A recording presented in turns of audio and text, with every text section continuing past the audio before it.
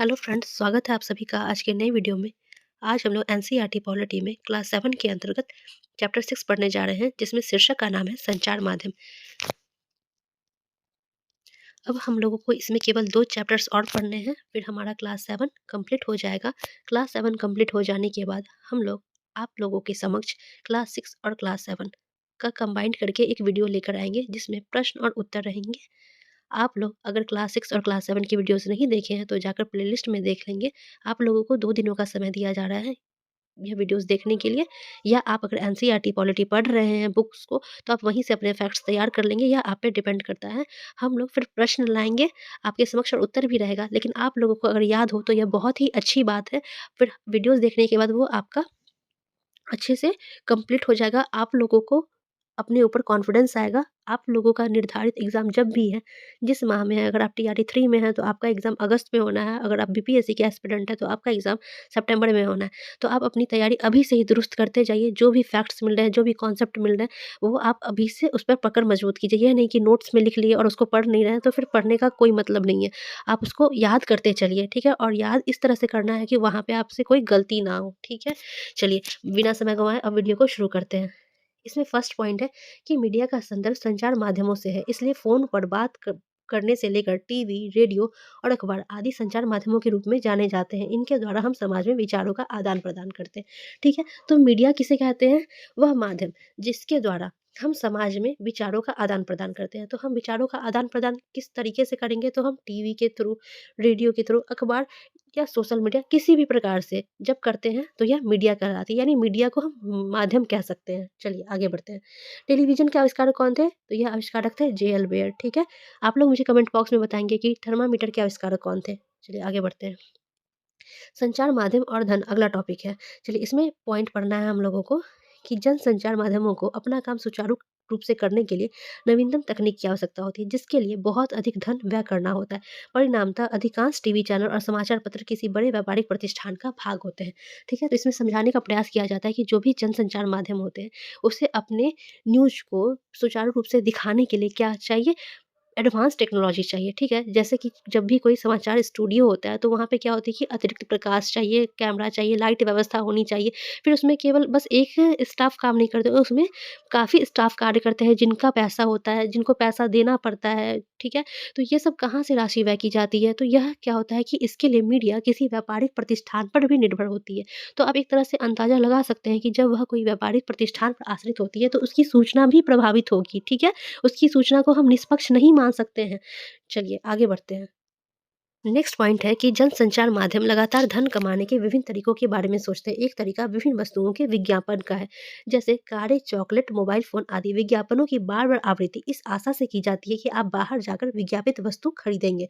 चलिए, तो जब हम लोग कभी टीवी देखते हैं, कोई भी, जैसे हम केबीसी देख रहे हैं या कोई मैच देख रहे हैं, तो बार-बार विज्ञापन आता है। तो यह ऐड क्यों आते हैं? तो यह ऐड इसलिए आते हैं कि हम लोग उस प्रोडक्ट को जाकर मार्केट से बाय करें, ठीक है?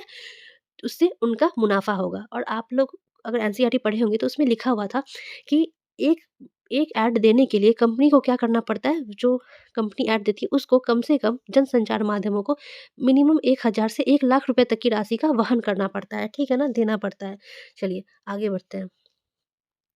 अगला पॉइंट है कि संचार माध्यम और लोकतंत्र, ठीक है? तो कैसे संचार माध्यम लोकतंत्र को प्रभावित करती है, लोकतंत्र में इसका क्या योगदान है, अब हम लोग इसमें पढ़ इसके अंतर्गत है कि संचार माध्यमों से नागरिक जान सकते हैं कि सरकार किस प्रकार काम कर रही है। यानी संचार माध्यम से क्या होता है कि सत्ता पक्ष की कार्यशैली पर प्रश्न उठाए जा सकते हैं, विरोधी पक्ष का की क्या माँग है, यह सब संचार माध्यमों के माध्यम से हम देख सकते हैं।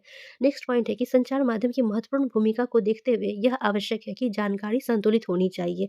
संतुलित रिपोर्ट, अब देखिए संतुलित होनी चाहिए, तो संतुलित रिपोर्ट क्या होती है? तो संतुलित रिपोर्ट वह होती है जिसमें किसी भी विषय पर हर दृष्टिकोण से चर्चा की जाती है। फिर पाठकों को स्वयं अपनी राय बनाने के लिए स्वतंत्र छोड़ दिया जाता है। चलिए, यानी जो इन्फॉर्मेशन है वो बायस्ड नहीं होना चाहिए, वह क्या होना चाहिए कि वह निष्पक्ष होना चाहिए, ताकि जब पाठक उसको उसको पढ़े तो वह किसी के विचारों का थोपा हुआ नहीं हो, ठीक है?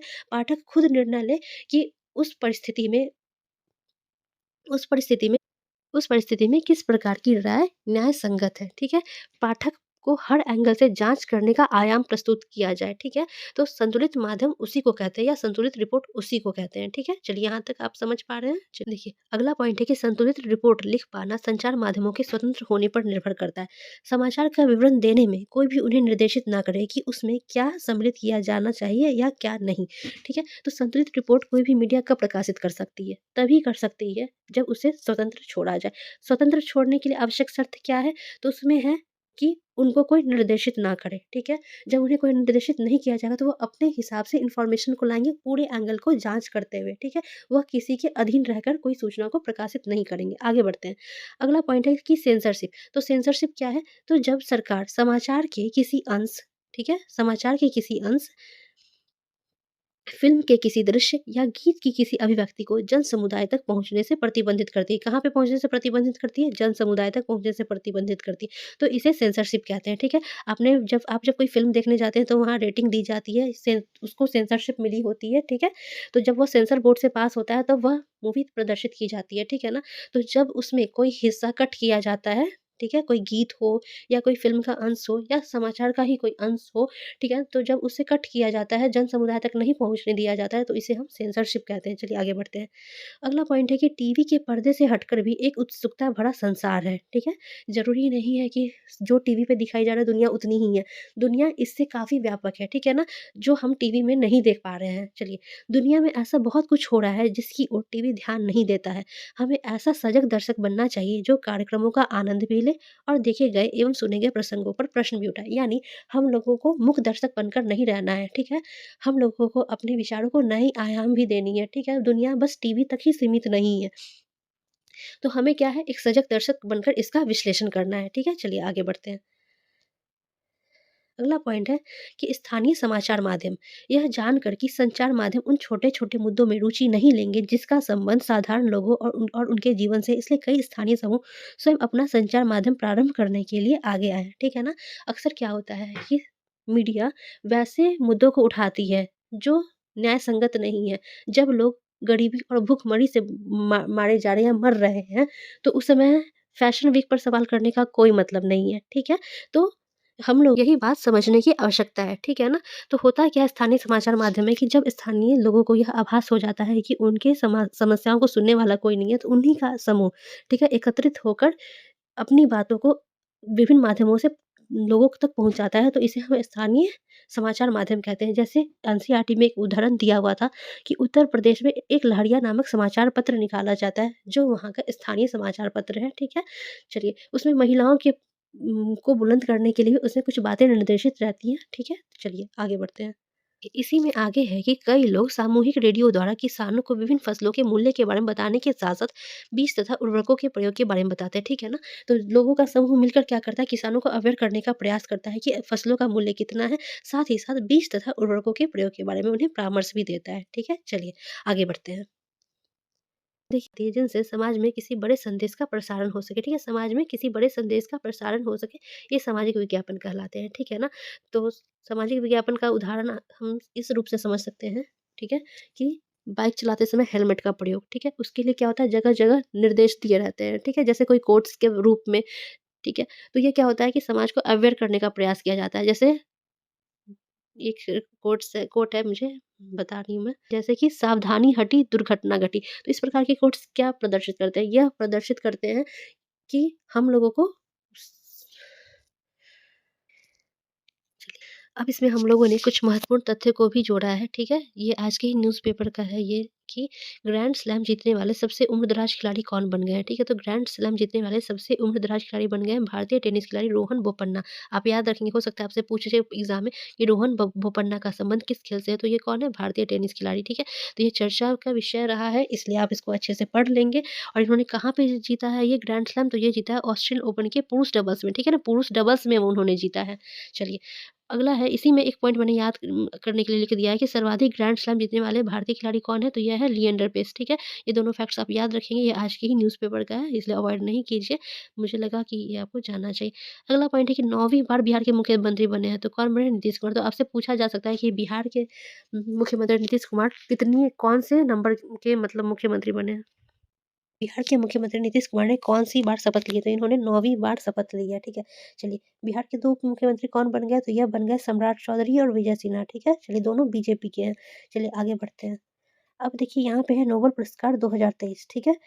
ये क्षेत्र है और ये पुरस्कार प्राप्त है। हम लोग आज इसमें बस केवल 3 नोबेल पुरस्कार विजेता को देखेंगे, क्योंकि एक बार 6 दे देने से आप लोग के माइंड पे और प्रेशर बढ़ेगा, तो आप 3-3 सेट में इसको मतलब एक-एक सेट होगा जिसमें 3 नोबेल प्राइज़ होंगे। आप उसको याद करते चलिए और अपने नोटबुक में लिखते जाएँ और एकदम कंठस्थ करते चलिए, ठीक है? तो इससे आपका करंट अफ़ेयर्स का भी जो पॉइंट्स होता है वो उसमें क्लियर होता चलेगा, ठीक है? हम लोगों ने देखा कि इसमें फैक्ट्स बहुत कम आए, कॉन्सेप्ट समझा दिया गया, तो चलिए कुछ एडिशनल करंट अफ़ेयर्स भी देख लिया जाए तो ये बहुत अच्छी बात रहेगी। इसमें शांति के क्षेत्र में नोबेल पुरस्कार किसे मिला है? तो यह मिला है नरगिस मोहम्मदी को, ठीक है? नरगिस मोहम्मदी को। ये किस देश से संबंधित है? तो ये ईरान से संबंधित है और ईरान में इन्होंने महिलाओं के उत्पीड़न के खिलाफ तथा मानवाधिकारों व स्वतंत्रता को बढ़ावा देने तो कई कार्य किया है, इसलिए उनको यह नोबेल प्राइज़ मिला है, ठीक है? किसे? नरगिस मोहम्मदी को। नेक्स्ट पॉइंट है कि अर्थशास्त्र में किसे नोबेल पुरस्कार मिला है? आप इसको कंठस्थ कीजिएगा। अर्थशास्त्र का मिला है क्लाउडिया गोल्डिन को। किसको? क्लाउडिया गोल्डिन को। और किस क्षेत्र में मिला है? तो यह मिला है महिलाओं के श्रम बाज़ार के परिणामों के बारे में समझ विकसित करने हेतु, ठीक है ना? महिलाओं के श्रम बाज़ार, इसको भी याद रखिएगा। चलिए, नेक्स्ट पॉइंट है साहित्य में। साहित्य में किसे मिला है? तो यह मिला है जॉन फॉसे को और इनका देश ज़रूर याद रखिएगा। इनका देश ज़रूरी है क्योंकि नॉर्वे में इनको काफ़ी